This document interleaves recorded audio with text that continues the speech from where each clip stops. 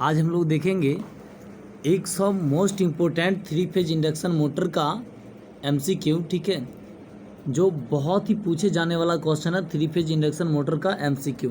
ठीक है, पहला क्वेश्चन आप लोग के सामने में है, आप लोग देख सकते हैं। क्वेश्चन है the frame of an induction motor is usually made up of. Three phase induction motor का जो फ्रेम होता है ना, वो फ्रेम किसका बना होता है? ठीक है, तो इसका जो बाहरी अब फ्रेम जो होता है मोटर, किसी भी मोटर का आउटर पार्ट होता है, और ये जो है आपका कास्ट आयरन का बना हुआ होता है। ध्यान रखिएगा, फ्रेम जो होता है किसी भी इंडक्शन मोटर का आउटर पार्ट होता है, और ये आउटर पार्ट आपका कास्ट आयरन का बना हुआ होता है।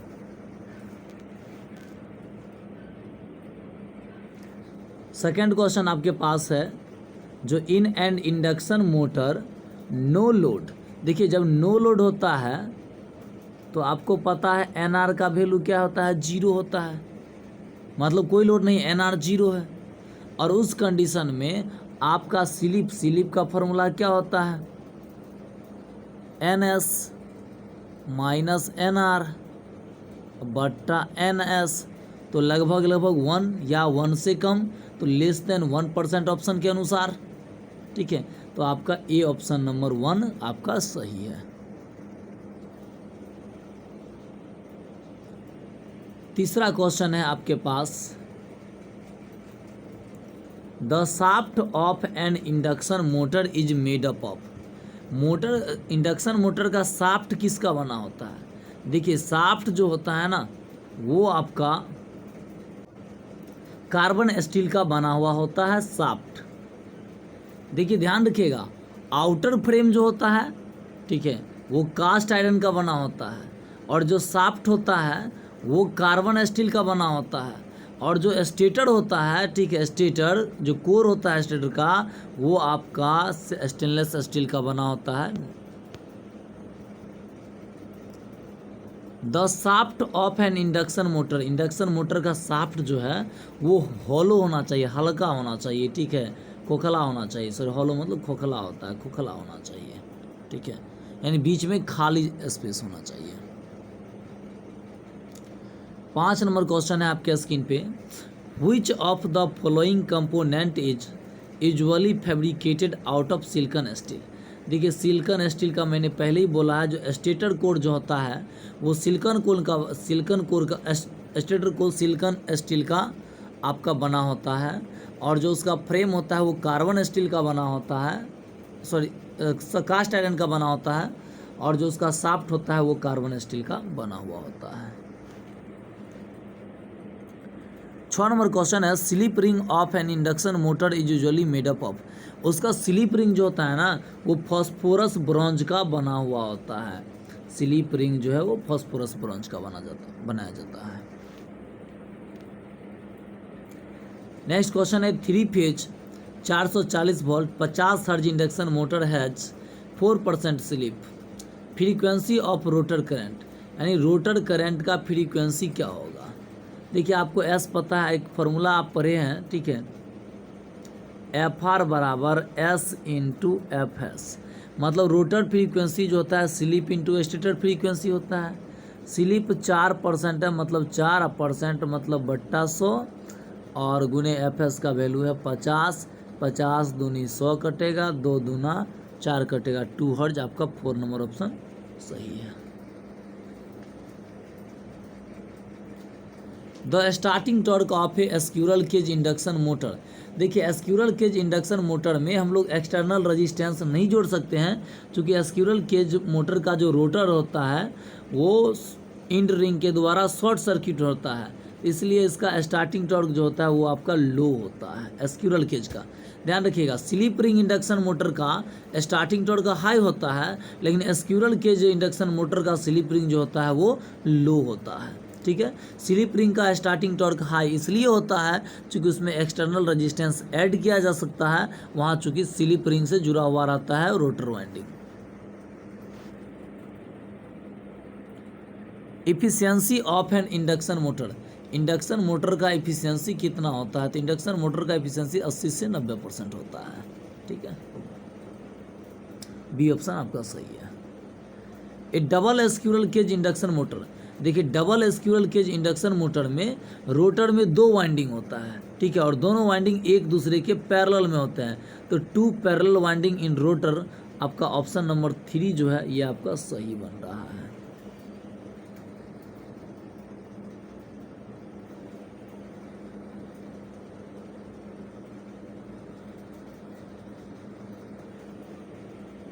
नेक्स्ट क्वेश्चन है आपका, the term cogging is associated with, cogging जो इफेक्ट जो है, ठीक है, जो मैग्नेटिक लॉकिंग होता है कॉगिंग का मतलब, ठीक है, ये जो होता है इंडक्शन मोटर में होता है, ठीक है, ऑप्शन नंबर 3 आपका सही है।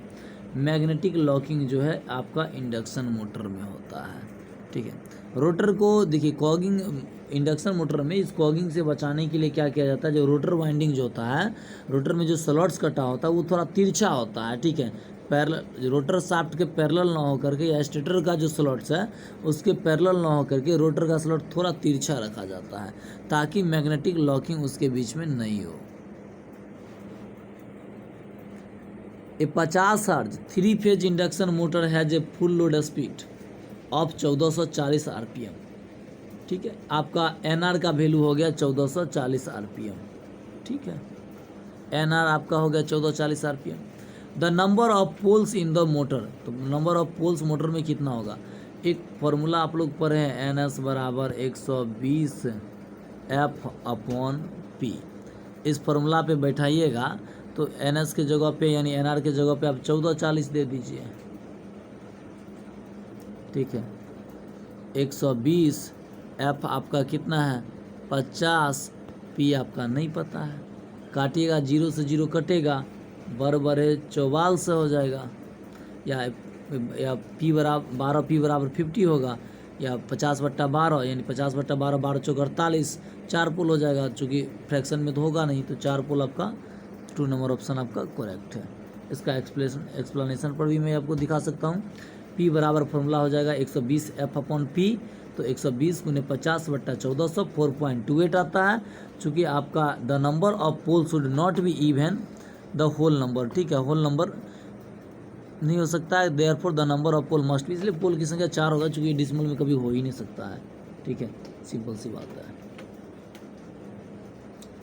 13 है, एक 3 फेज इंडक्शन मोटर है जे full load speed of 1440 rpm है, देखिए इसका आपका फुल लोड का स्पीड कितना है 1440 आरपीएम, फ्रीक्वेंसी आपका 50 हर्ट्ज है, तो स्लिप आपका क्या होगा, ठीक है, तो सबसे पहले आपको एनआर दिया हुआ है, स्लिप के लिए आपको एनएस भी तो चाहिए, तो एनएस आप निकालिए, एनएस का फॉर्मूला क्या है 120 एफ अपॉन पी, तो आप यहाँ पे 3 फेज 50 हर्ट्ज इंडक्शन मोटर है, फुल लोड स्पीड 1440 आरपीएम है, तो आप एनआर के जगह 1440 रख के आप पहले पी निकालिए, पोल निकल जाएगा तो फिर आप एनएस निकालिए, और एनएस निकल जाएगा तब आप स्लिप निकालिए। देखिए मैं एक्सप्लेनेशन पे जहाँ बनाया हुआ वहाँ बताते हैं।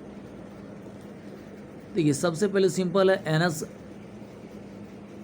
देखिए ये पीछे के क्वेश्चन से P4 ले लिया, लेकिन आप यहाँ पे निकाल के दिखा दीजिए, P बराबर फॉर्मूला जो होता है, ठीक है, अभी आप फॉर्मूला पढ़े थे ना, आप यहाँ पे आप देख सकते हैं फॉर्मूला जो होता है P बराबर क्या था, स्पष्ट है, यहाँ पे जो NS जो हो जाएगा क्या हो जाएगा, यहाँ पे डिवाइड में आ जाएगा P, NS P बराबर आपने फॉर्मूला पीछे देखा था ना 120 एफ अपॉन NS, तो उस फॉर्मूला से P का वैल्यू निकाल लेंगे, सेम डाटा है यहाँ, तो इसलिए P का वैल्यू आपका 4 पोल आ गया, तो P आपका 4 पता है, तो आप NS निकाल लीजिए, NS के लिए फॉर्मूला लगाइए 120 F/P, देखिए यहाँ पे NS निकाल लिया है, 120 F/P पे 1500 आया है, स्लिप का फॉर्मूला होता है S बराबर NS माइनस NR/NS, और यहाँ से 1500 माइनस 1440/1500 काट कूट के निकाला 4%, यानी आपका स्लिप हो गया 4%, ठीक है, और 100 से गुना कर दीजिएगा, गुने 100 कर दीजिए, तब आपका परसेंटेज में निकल जाएगा, यहाँ पे 100 से मल्टीप्लाई नहीं किया, आप कर दीजिएगा, ठीक है। आगे है the good power factor of induction motor can be achieved, एक गुड पावर फैक्टर अचीव करने के लिए एवरेज फ्लक्स डेंसिटी जो एयर गैप में होना चाहिए वो बहुत ही स्मॉल होना चाहिए, ठीक है, बहुत ही कम होना चाहिए, हाँ सही है, चूँकि एयर गैप में जितना ही फ्लक्स का वैल्यू कम होगा, देखिए आप जानते हैं फ्लक्स मतलब क्या होता है, फाई, हम आपको ये समझाते हैं, फाई का वैल्यू जितना कम होगा, कॉस फाई का वैल्यू क्या होगा, उतना ही ज़्यादा होगा। क्योंकि कॉस थीटा में एंगल कम होता है तो उसका वैल्यू ज़्यादा होता है। और गुड पावर पावर फैक्टर का फॉर्मूला क्या होता है, पी एफ बराबर कॉस फाई। तो कॉस फाई ज़्यादा होने के लिए क्या होना चाहिए, फाई को कम होना होगा, यानी फ्लक्स का वैल्यू स्मॉल होना चाहिए। The crawling in the induction motor, देखिए इंडक्शन मोटर में क्रॉलिंग इफेक्ट जो होता है, ठीक है, वो मेनली हार्मोनिक्स के कारण से होता है, ठीक है। उसमें हार्मोनिक जो डेवलप हो जाता है ना मोटर में, उसी के कारण से इसमें क्रॉलिंग इफेक्ट होता है, ठीक है। देखिए क्रॉलिंग इफेक्ट, क्रॉलिंग कहने का मतलब होता है मोटर का बहुत कम स्पीड पे रन करना। मोटर जब है अपनी नॉर्मल स्पीड का 1/7 गुना स्पीड पे नाचता है, रोटेट करता है, तो इस इफेक्ट को हम लोग क्रॉलिंग इफेक्ट बोलते हैं। यानी मोटर नॉर्मल स्पीड का 7 गुना कम स्पीड पे रोटेट करता है, ठीक है। तो आपका सही ऑप्शन है harmonic develop in the motor. Motor में हार्मोनिक्स डेवलप हो जाने के कारण से क्रॉलिंग इफेक्ट होता है। और इसमें मोटर बहुत स्लो रोटेट करता है, लगभग नॉर्मल स्पीड का 7 गुना कम। ऑटो स्टार्टर, देखिए या ऑटो ट्रांसफार्मर के द्वारा जो स्टार्टर होता है वो आपका कि स्टार कनेक्टेड वाइंडिंग हो या डेल्टा कनेक्टेड वाइंडिंग हो, ठीक है, दोनों में यूज होता है, याद रखिएगा। तो यहाँ पे 3 नंबर ऑप्शन हो जाएगा, बोथ 1 और 2। चूँकि स्टार और डेल्टा दोनों कनेक्टेड में हम लोग ऑटो स्टार्टर यानी ऑटो ट्रांसफार्मर स्टार्टर का यूज करते हैं। इफ़ एनी 2 फेज, यदि किसी इंडक्शन मोटर के 2 फेज को इंटरचेंज कर दिया जाए तो उसका जो रोटेशन का डायरेक्शन है ना वो उल्टा हो जाता है। यानी पहला ऑप्शन सही हो जाएगा, the motor will run in the reverse direction, उल्टा डायरेक्शन में वो रोटेट करना स्टार्ट कर देगा। एंड इंडक्शन मोटर जो होता है जनरली देखिए 80 से 90% केस में स्क्यूरल केज इंडक्शन मोटर का यूज किया जाता है, ठीक है। और स्क्यूरल केज मोटर का जो स्टार्टिंग टॉर्क जो होता है वो लो होता है। और ये induction motor self starting motor होते हैं, तो self starting with low torque आपका 3 नंबर ऑप्शन सही हो जाएगा। In 3 phase squirrel cage induction motor, ठीक है, 3 phase squirrel cage induction motor में क्या होता है, देखिए रोटर कंडक्टर जो होता है स्क्यूरल केज में हम बताए थे इंड रिंग के द्वारा शॉर्ट सर्किट होते हैं। तो आपका 3 नंबर ऑप्शन सही है, rotor conductor are short circuited through end rings. आगे चलते हैं 20 number question. If an induction motor with certain ratio of rotor to stator slots run at 1/7 of normal speed, देखिए एक हम बोले थे ना क्रॉलिंग इफेक्ट में अपने से 7 गुना कम स्पीड पे रोटर जो है रोटेट करता है, और इस फिनोमेना को हम लोग क्रॉलिंग इफेक्ट कहते हैं, पीछे भी बताए थे। आपका ऑप्शन नंबर 4 सही हो जाएगा।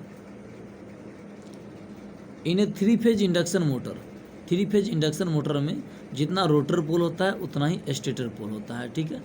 तो equal to the number of poles in the stator, pole की संख्या सेम होता है, ठीक है। ये 1 नंबर ऑप्शन सही है, जितना रोटर पोल होता है उतना ही स्टेटर पोल होता है। Which of the following motor has high starting torque, पीछे भी बताया स्लिप रिंग इंडक्शन मोटर का स्टार्टिंग टॉर्क हाई होता है और स्क्यूरल केज इंडक्शन मोटर का स्टार्टिंग टॉर्क लो होता है। चूँकि स्क्यूरल केज में हम लोग इंड रिंग शॉर्ट सर्किट के द्वारा शॉर्ट सर्किट होने के कारण से एक्सटर्नल रजिस्टेंस ऐड नहीं कर सकते हैं, लेकिन स्लिप रिंग में तो हम लोग एक्सटर्नल रजिस्टेंस ऐड कर सकते हैं, इसलिए स्लिप रिंग इंडक्शन मोटर का स्टार्टिंग टॉर्क हाई होता है। ऑप्शन नंबर 1 सही है। देखिए स्टैंड स्टिल कंडीशन कहने का मतलब होता है रोटर रुका हुआ है। रोटर यदि रुका हुआ है तो एनआर का वैल्यू क्या हो गया, 0 हो जाएगा। एनआर का वैल्यू 0 है तो एस बराबर फॉर्मूला आप जानते हैं, NS minus NR upon NS। देखिए NR यदि 0 हो जाएगा तो NS कट जाएगा 1, यानी 1% हो जाएगा। 1 आपका 3 नंबर ऑप्शन सही है। The condition for maximum running torque, देखिए आप टॉर्क इक्वेशन पढ़े थे, वहाँ मैक्सिमम टॉर्क के लिए आप लोग क्या काम किए थे, याद कीजिए। स्लिप के रिस्पेक्ट में क्या काम, रनिंग टॉर्क मैक्सिमम निकालने के लिए स्लिप के रिस्पेक्ट में आप उसको डिफ्रेंशिएट किए होंगे। तो आपको फॉर्मूला आया होगा R बराबर S इंटू एक्स, यानी रजिस्टेंस जो होता है वो स्लिप इंटू रिएक्टेंस होता है। 3 नंबर ऑप्शन आपका सही है, R बराबर S इंटू एक्स। और स्टार्टिंग टॉर्क में R जो था वो X के बराबर था, यानी रजिस्टेंस जो था इंडक्टिव रिएक्टेंस के बराबर होता है स्टार्टिंग में, लेकिन रनिंग में जो होता है रजिस्टेंस जो होता है S इंटू रिएक्टेंस होता है, मतलब 3 नंबर ऑप्शन सही। कंडीशन फॉर स्टार्टिंग टॉर्क देखिए R बराबर X होना चाहिए, चौथा नंबर ऑप्शन आपका है ना। In which of the following reason, induction motor operation is stable. देखिए इंडक्शन मोटर का जो ऑपरेशन है ये स्टेबल होने के लिए कंडीशन है। स्टेबल देखिए स्टेबल मतलब क्या, स्टेबल कहने का मतलब ये जो स्लिप बार यदि उसका इंक्रीज करना चाहिए तो टॉर्क भी उसका बढ़ना चाहिए, ठीक है। स्टेबल कहने का मतलब ये टॉर्क और स्लिप जो है डायरेक्टली प्रोपोर्शनल होना चाहिए। अब देखिए हम आपको बता रहे हैं यहाँ पे, आपने तो रनिंग टॉर्क का फार्मूला, आप लोग तो टॉर्क का फार्मूला पढ़े होइएगा रनिंग कंडीशन के दौरान। क्या था, के था, एस था, E2 स्क्वायर था, R2 था, अपॉन में R2 square plus S square X2 square था।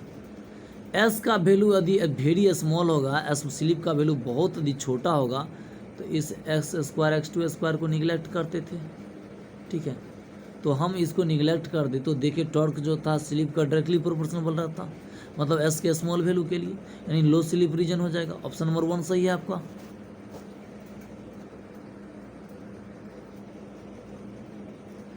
Rotor resistance speed control method is not applicable in. Rotor resistance speed control method जो है वो किस में नहीं होगा, जहाँ पे स्क्विरल केज वाइंडिंग होगा वहाँ पे तो पॉसिबल नहीं है, क्योंकि स्क्विरल केज में जो रोटर वाइंडिंग जो होता है वो तो शॉर्ट सर्किट होता है इंटरिंग के द्वारा। तो squirrel cage induction motor B option आपका सही हो जाएगा। As compare to DOL starting method, ठीक है, start delta starting method should have. देखिए डोल के कंपेयर में स्टार्ट डेल्टा स्टार्टिंग मेथड का करंट क्या होगा, लो स्टार्टिंग करंट होगा, क्योंकि डोल में डायरेक्ट कनेक्ट होता है तो करंट का वैल्यू ज़्यादा होता है।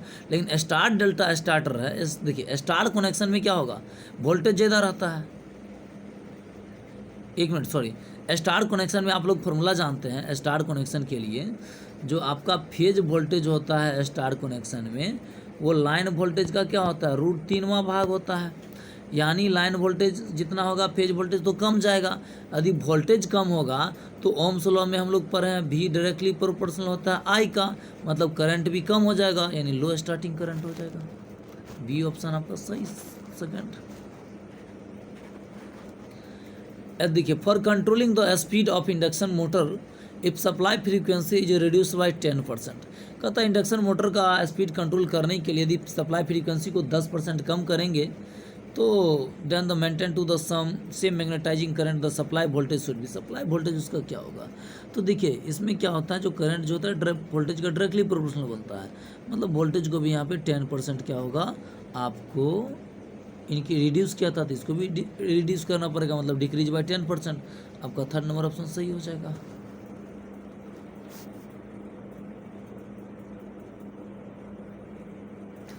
If the terminal voltage of an induction motor is decrease, यदि टर्मिनल वोल्टेज आप घटा रहे हैं डिक्रीज होगा तो करंट क्या होगा, भाई वोल्टेज घटेगा तो करंट भी घटेगा, करंट भी डिक्रीज कर जाएगा। सिंपल है। देखिए नेक्स्ट क्वेश्चन है starting of induction motor start delta starting. देखिए स्टार्ट डेल्टा स्टार्टिंग में जो आपने देखा था जो वोल्टेज था वो क्या था, VL/√3 हो गया था। और जब इसका रेशियो हम लोग निकालते हैं, ठीक है, तो नॉर्मल वोल्टेज के कंपेयर में उसका जो वोल्टेज जो बचता है वो 57.7% होता है। चूँकि 1/√3 आप जब कीजिएगा तो 1/√3 0.577 के बराबर होता है। आप परसेंटेज के लिए 100 से जब गुना कीजिएगा तो 57.7% होता है। आप निकाल के चेक कर लीजिए ना 1/√3 को, ठीक है, ये आपका रेशियो निकलेगा, इसमें 100 से गुना कर लीजिए परसेंटेज के लिए, ठीक है। चूँकि आपका स्टार डेल्टा है तो आप जानते हैं स्टार कनेक्शन में लाइन वोल्टेज होगा, फेज वोल्टेज का क्या होगा, √3वां भाग होता है। तो निकाल के देख लीजिए 1/√3 करके 57.7% होगा। 31 नंबर क्वेश्चन है an induction motor is analogous to. Induction motor किसके समान होता है, देखिए ये 2 वाइंडिंग ट्रांसफार्मर में, देखिए इंडक्शन मोटर में क्या है, रोटर वाइंडिंग शॉर्ट सर्किट होता है, ठीक है, तो यहाँ भी हो जाएगा 2 winding transformer with secondary short circuited, यानी 2 नंबर आपका ऑप्शन सही है। 32 नंबर आपका क्वेश्चन है जो एक 4 पोल 50 हर्ट्ज इंडक्शन मोटर है, 1300 RPM पे चल रहा है, तो कहता है find the speed of stator magnetic field. तो आपका NS निकालना है। NS बराबर तो डायरेक्ट फॉर्मूला होता है 120 F/P, लेकिन विथ रिस्पेक्ट टू रोटर, तो रोटर के रिस्पेक्ट में क्या है, तो पहले आप NS निकाल लीजिए फिर रोटर स्पीड घटा दीजिएगा, तो NS आप निकालिएगा 120 F/P आपका फॉर्मूला हो जाएगा। ठीक है। अब यहीं से मैं एक्सप्लेनेशन आपको हम दिखा सकते हैं। देखिए, आप देखिए जो आप निकालिएगा रिलेटिव स्पीड यदि आप निकाल रहे हैं रोटर के रिस्पेक्ट में, तो N S minus N R होगा। आपको एन आर तो दिया है 1300, लेकिन एन एस निकालना पड़ेगा। एन एस का फॉर्मूला होता है 120 एफ बाई पी। 120 है, एफ आपका 50 है, पी आपका 4 है, कट गया 1500 आ गया। अब एन एस के जगह 1500 दे दीजिए, एन आर आपको दिया है 1300, घटा दीजिएगा 200 आ जाएगा आपका। 33 नंबर क्वेश्चन है, no load test of 3 phase induction motor use to determine. ये देखिए 6 सेमेस्टर में आपको पढ़ना है नो लोड टेस्ट वाला, ठीक है। ब्लॉक रोटर टेस्ट, ये भी आपको 6 सेमेस्टर में पढ़ना है। ये देखिए, इन induction motor, induction generator operation the slip is always. Induction motor generator में देखिए, इंडक्शन जनरेटर कब कहते हैं, जब एनआर का वैल्यू जो है ना एनएस से ज़्यादा हो जाता है, तो उसको हम लोग इंडक्शन जनरेटर कहते हैं। तो उस कंडीशन में आपका जो स्लिप हो जाएगा, स्लिप का फॉर्मूला है N S minus N R, और एन आर यदि ज़्यादा हो जाएगा तो निगेटिव हो जाएगा स्लिप, यानी बी ऑप्शन आपका सही हो जाएगा, निगेटिव। देखिए, rotor power output of 3 phase induction motor is 30 kilowatt. Output power दिया 30 किलोवाट, आपका स्लिप 4% है, तो लॉस क्या होगा। देखिए, कॉपर लॉस बराबर फॉर्मूला होता है input power minus output power, ठीक है। अब देखिए, रोटर कॉपर लॉस का फॉर्मूला है rotor input minus rotor output. तो रोटर इनपुट तो हमको नहीं पता है, तो रोटर इनपुट निकालेंगे, ठीक है। तो रोटर इनपुट पावर, देखिए एक फॉर्मूला होता है रोटर आउटपुट पावर बराबर 1 minus S into rotor input power. अब यहाँ से इनपुट पावर चाहिए तो 1 माइनस एस आउटपुट में डिवाइड हो जाएगा, तो आउटपुट बट्टा 1 माइनस एस, 4% था, उसको 10% हटाइएगा, 100 से भाग होगा तो 0.04 हो जाएगा। इसको भाग दीजिएगा तो 31,250 वाट आएगा। तो रोटर कॉपर लॉस निकालना है तो 31,250 वाट, उधर 30 किलो वाट था, तो इसको वाट में बदलिएगा 30,000 वाट हो जाएगा, यानी आपका 1250 वाट आंसर आ जाएगा फाइनली। आगे है, इन an induction motor if the air gap यदि बढ़ेगा। देखिए, एयर गैप आपका बढ़ेगा, फाई बढ़ेगा तो कॉस फाई तो घट जाएगा, चूँकि कॉस फाई में एंगल यदि बढ़ता है तो कॉस फाई का वैल्यू घटता है, और पावर फैक्टर बराबर कॉस फाई होता है, तो पावर फैक्टर तो आपका डिक्रीज घट जाएगा, सिंपल सी बात है, ठीक है, सिंपल है, डिक्रीज कर जाएगा, पावर फैक्टर विल डिक्रीज। कहता है अप्लाइड वोल्टेज जो है वो आधा कर दिया जाए तो स्टार्टिंग टॉर्क क्या होगा। देखिए, टॉर्क में आपने देखा था जो आपका टॉर्क जो होता है वो वोल्टेज के स्क्वायर का डायरेक्टली प्रोपोर्शनल होता है। तो यहाँ पे आपका कहता है भाई वोल्टेज को यदि आधा कर दे, 1/2 कर दे, तो 1/2 का स्क्वायर क्या होगा 1/4, तो 1/4 ऑफ इनिशियल वैल्यू, यानी 3 नंबर ऑप्शन आपका सही है।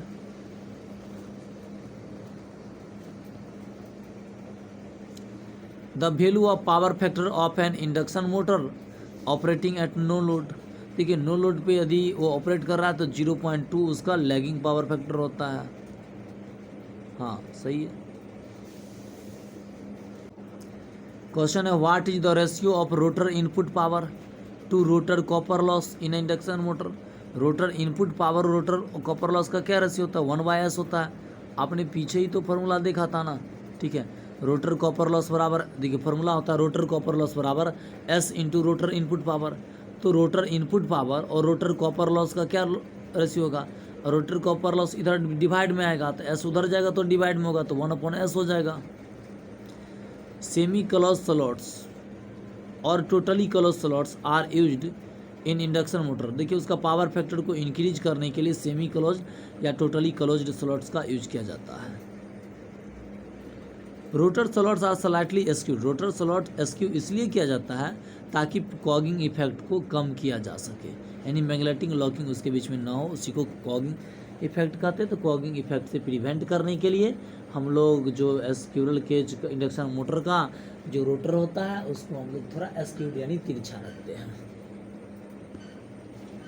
कहता if an induction machine is run at above synchronous speed.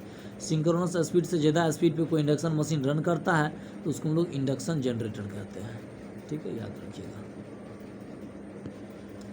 The best method to increase the starting torque of a 3 phase slip ring induction motor. देखिए slip ring induction motor में starting torque बढ़ाने का सबसे अच्छा method जो होता है वो होता है रोटर रेजिस्टेंस मेथड, ठीक है।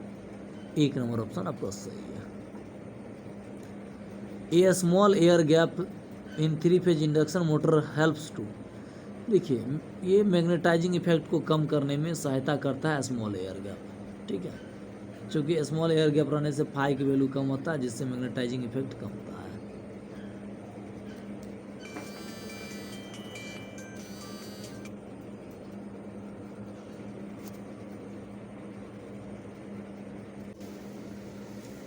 In case of induction motors, the ratio of core length to pole pitch for minimum cost 1.5 से 2 होता है, ठीक। 1.5 से 2 होता है इसका minimum core length. In an induction motor there is decrease in maximum power factor, कहता है इंडक्शन मोटर में, ठीक है, उसका पावर फैक्टर जो होता है वो डिक्रीज करता है, मैक्सिमम पावर फैक्टर डिक्रीज करता है one the dispersion coefficient.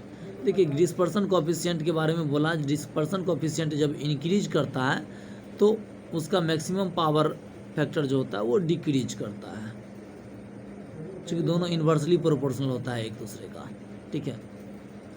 Induction motor have the advantage by less maintenance, ये भी होता है, लिस्ट कॉस्ट भी कम होता है, कंस्ट्रक्शन भी आसान है, ऑल ऑफ द सब हो जाएगा सही इसका। यदि कहता है फिफ्थ हार्मोनिक यदि किसी इंडक्शन मोटर में उत्पन्न हो रहा है तो क्या होगा, फिफ्थ हार्मोनिक्स के कारण से क्या होता है, मोटर जो होता है रिवर्स डायरेक्शन में रोटेट करता है, मोटर का डायरेक्शन चेंज हो जाता है फिफ्थ हार्मोनिक्स के उत्पन्न। If the frequency of 3 phase supply to the stator of a 3 phase induction motor is increased, यदि फ्रीक्वेंसी बढ़ाओगे तो एनएस तो synchronous speed NS directly proportional होता है फ्रीक्वेंसी का, क्योंकि एनएस बराबर फॉर्मूला होता है 120F/P। आप देखें एनएस बराबर फॉर्मूला जो होता है वो डायरेक्ट 120F/P, यानी एनएस जो होता है वो फ्रीक्वेंसी का डायरेक्टली प्रोपोर्शनल होता है, यानी फ्रीक्वेंसी यदि बढ़ेगा तो सिंक्रोनस स्पीड भी क्या हो जाएगा, उसका बढ़ जाएगा। ए 3 phase induction motor is essentially, 3 phase induction motor का जो स्पीड होता है लगभग कांस्टेंट होता है, तो कांस्टेंट स्पीड मोटर इसको कह सकते हो। If there are no copper losses in the rotor, यदि रोटर में कोई कॉपर लॉस नहीं होगा तो उसका स्पीड जो होगा रोटर का वो सिंक्रोनस स्पीड के बराबर होता है। यदि रोटर इंडक्शन मोटर ब्लॉक है मतलब रोटर यदि रुका हुआ है, एनआर यानी 0 है तो एस का वैल्यू 1 होता है। पीछे भी देखें क्योंकि एस बराबर फॉर्मूला है एनएस माइनस एनआर बट्टा एनएस, तो यदि एनआर 0 हो जाएगा तो एनएस कट के 1 हो जाता है। The full load slip of an induction motor very from 2 से 7% स्लिप का वैल्यू जो है वो वेरिएशन होता है फुल लोड पे। यहाँ पे एक क्वेश्चन है, इन 8 पोल 3 phase induction motor is supplied from 50 hertz जैसी सप्लाई, 8 पोल है और 50 हर्ट्ज से सप्लाई हो रहा है, तो फुल लोड पे उसका जो फ्रीक्वेंसी है वो रोटर का वो 2 हर्ट्ज है, तो फुल लोड स्लिप पे उसका स्पीड क्या होगा, ठीक है। तो आइए हम लोग आपको चेक करवाते हैं, स्लिप और स्पीड दोनों चीज़ निकाल के बताते हैं। पी आपको दिया है 8 पोल, स्टेटर फ्रीक्वेंसी 50 पोल दिया है, रोटर फ्रीक्वेंसी 2 हर्ट्ज दिया है, तो आप एस का वैल्यू निकाल लीजिएगा। एफ आर बराबर फॉर्मूला होता है S into F S, rotor frequency बराबर स्लिप इंटू स्टेटर फ्रीक्वेंसी, तो स्टेटर स्लिप आपका जो है आपको नहीं दिया है, तो एस बराबर आप यहाँ से निकाल सकते हैं एफ आर बट्टा एफ, तो एफ आर आपका 2 है और एफ आपका 50 है, 2 बट्टा 50 भाग दीजिएगा 0.04, परसेंटेज में बदलिएगा तो 4% हो जाएगा। अब आप यदि निकालना क्या आपको एन एस निकालना है, तो एन एस के लिए फॉर्मूला होता है एन आर बराबर N S into 1 minus S, N R तो आपको दिया हुआ है, ठीक है, या डायरेक्ट आप निकाल लीजिए ना। एन एस बराबर फॉर्मूला होता है 120, आपको एन आर चाहिए तो पहले एन एस निकालिए, एन एस बराबर फॉर्मूला होता है 120F/P, तो यहाँ से फॉर्मूला पे बैठाइएगा, एन एस आ गया 750, अब वहाँ पे एन एस के जो आप 750 दीजिए, एस का वैल्यू आप निकाले हैं यहाँ अभी 0.04, वो पुट कर दीजिए, आपका एन आर का वैल्यू निकल जाएगा इजीली। यहाँ पे देखिए निकाला है एन आर का वैल्यू 720 आ गया है, पुट किया है ना सारा वैल्यू।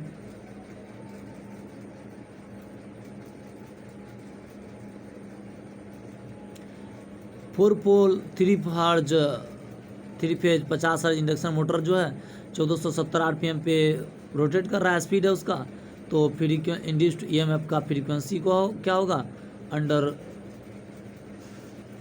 रनिंग कंडीशन के दौरान पूछ रहा है, तो आपका एस का वैल्यू यदि आप निकाल रहे हैं तो आपका आराम से निकल जाएगा एफ आर का वैल्यू। तो एस आपको पहले निकालना पड़ेगा। तो चलिए हम लोग एस निकालते हैं। देखिए पी दिया है, एफ दिया है, एन दिया है, एन आर दिया है। आप पहले एन एस निकालिए फॉर्मूला से 120 एफ बाई पी पे आपको 1500 आरपीएम आ जाए। अब स्लिप निकालिए फॉर्मूला से N S minus N R बट्टा एन एस, आपका 0.02 आ रहा है सारा डेटा पुट करने से। अब आप एफ आर निकालना है तो S into F S formula लगाइए। एस निकाला है, एफ आपका 50 से कट कर दीजिएगा 1 हर्ट्ज आपका आ जाएगा। सिंपल तो था। तो इस तरह से बहुत ही इंपॉर्टेंट क्वेश्चन है आपका। टोटल क्वेश्चन इसी से रहेगा, इतना से ही 3 फेज इंडक्शन मोटर का। लगभग आपका 5th सेमेस्टर में 10 क्वेश्चन इससे रहता है।